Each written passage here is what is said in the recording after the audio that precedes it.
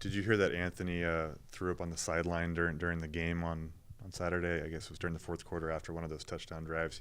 He was so excited apparently that he puked on the sideline. No, I didn't. Have you ever had a player do that before or seen that before? Oh, I've had people puke all the time. I mean, it'd be unusual for somebody to not puke in the course of a game. We used to have a center that puked before every game. Opening talk would happen, and John, you'd hear blah. Then the coach would say the next word, blah. He's just puking through the whole opening talk. I wasn't the head coach then. One time Wes Welker caught a corner route, and I think it was against Oklahoma State. Catches the corner route. As soon as he catches it, just pukes. Vomited all over the ball and his chest. People puke a lot in football. Is it usually nerves, do you think, or do you think they're not careful with what they're eating before the game, or a combination of both? Or? I think it's a lot of things. I think sometimes it's nerves. I think sometimes they're sick. They have the flu or something. I think sometimes they, sometimes that's people's reaction to really hard work. I think sometimes they, they're running and breathing hard, and then they'll dump a bunch of water in there, and I think it just, rides bad in there and comes back out. Were you impressed with how he handled kind of that late game situation and was able to punch in a touchdown late for you guys? And I know that had kind of been a problem. You guys hadn't really done that yet in a game so far. Well, that's not really true. We did it against Arizona State. We did it against Oregon, and to a lesser degree, we did it against Houston. But no, I thought he had a great drive at the end. Then after that, we just got to hang on. Can you talk about the team's resilience too? Just considering what you guys went through before the bye week, and just comparing where this team is right now to where they were during the last bye week. I think we're more organized. I think we still got to get better. I think, we still got to carve out a little bit of an identity, and and I think it certainly would have helped if we didn't have to shuffle around during the bye week. But we still need to get that accomplished. It's taking shape, but it's not done yet. Do you think Anthony's also improved as a leader? During the HBO special, there were a few scenes where he was pretty vocal on the sideline, it seemed, and maybe something that he's felt more comfortable doing the last 4 or 5 games. Well, I think he's a good leader. I think he's a pretty good leader from the beginning. But there's a point to where you're kind of the voice on offense and talking to the team and calling the play, where you're used to directing and used to calling things, and they're used to responding to you. So I think that role elevates once you're the starting quarterback. Where else has he improved since his first start, and he's obviously had a lot of game reps since then? I'd say all the way around. He's hard to catch with the ball. He doesn't take tackles for loss. He's always been accurate, but he's probably a little more accurate. He goes through his progressions quicker. I'd say just overall, polished overall. The commentators were pretty impressed with how quick the ball comes out of his hand. You've talked about that. Do you think you've had a quarterback that gets the ball out as quick as he does? He'd be one of the quickest, no question. I've had some quick ones, but he's one of the quickest for sure. And then Tay Martin made a late play for you guys. Do you think he's improved his play the last couple of weeks? I think he has to a point. I mean, Tay's always been explosive. We're just trying to get his routes precise and get some consistency out of him. Consistency is what he's always struggled with, and so it's a battle over there who's the most consistent because they're both explosive. I think Anthony also said on Saturday that when he plays at full speed, he can be a really good player.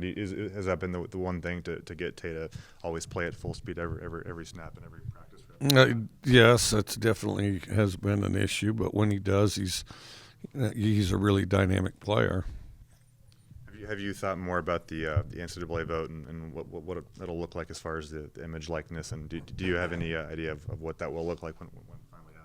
What is it? The image and likeness, the NCAA vote that passed a few days ago. No, well, we'll have to see how they regulate it. And you got to be careful on that. It'll depend how they regulate it. Anything that puts college football in a bidding war is bad for college football, and it's bad for everything. The alarming thing is how these narcissistic politicians want to try to embrace it and get their name on the front of it. We got problems everywhere, and that's what we need. Is one thing that's working really well around here is college sports, and so now we need their help to screw it up like they have pretty much everything else. So I think it's brilliant to get as many politicians involved as we can, in particular state legislators from California, because with all the messes they have going on, I think everyone in California would agree that it's in that state's best interest for their legislators to focus on college football rather than the problems at hand that they have in that state. And I also think it's a tragedy to their citizens that they're not more focused on those things. They're focused on themselves. And because there's a lot of people that could use their assistance there. So I think it's a total dereliction of duty on their part. And do I think they can multitask and do more things than one? I've been asked that. Absolutely not. They've proven they can't, and they haven't really proven they can do one thing at a time. So we'll see how that unfolds. And then, but as far as the, where it gets dangerous with this likeness thing is, and I think college football should be allowed to run itself without the help of a bunch of politicians without much of a resume of accomplishment. And I think that where it gets dangerous is, all of a sudden, say a school wants a player. This school wants a running back. And then and when you start dealing with somebody outside of the player and their families and their coaches, that's where you get into trouble. These handlers and agents. I mean, that's how basketball got in trouble. And the one thing the basketball guys tell you is don't let college football get like basketball. So we got to be careful that we don't do that.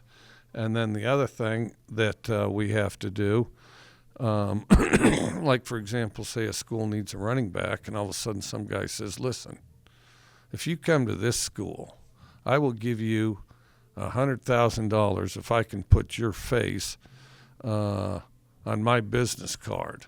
I mean, because it's a very short jump to where you're just literally outright buying players.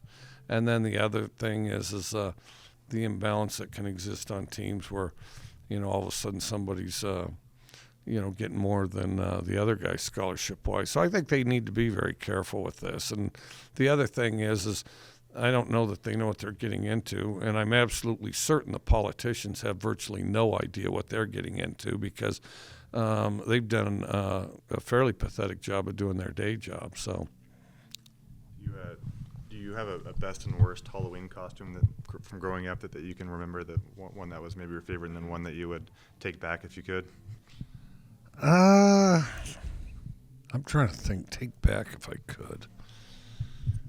Sometimes it would snow during Halloween, which that added a different dimension to Halloween. You consider Golden, Colorado, Fort Collins, Colorado, Sheridan, Wyoming, Cody, Wyoming.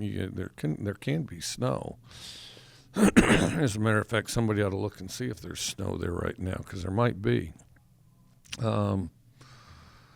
Well, I had a Grim Reaper costume that looked utterly outstanding and really good. Had a cool mask, had the Grim Reaper robe, had, some kind of a swath thing, but not a lot of mobility. So there's always a balance between the quality of the costume and your mobility to accumulate candy and trick or treat. And as you'd get older, like around 6th grade or maybe even 7th grade, on a lark, you'd go out there trick-or-treating still. Then everybody'd be a bum. Pretty soon, everybody, what's your costume? I'm a bum, I'm a bum, I'm a bum. Which is perfect, because you wear boots, you wear jeans, you put some charcoal on your face, you mess your hair up, you wear a beat-up hat and a beat-up coat, and you can cover a lot of ground. You can go really fast. You could scoop up lots of candy. And so all those things are very good.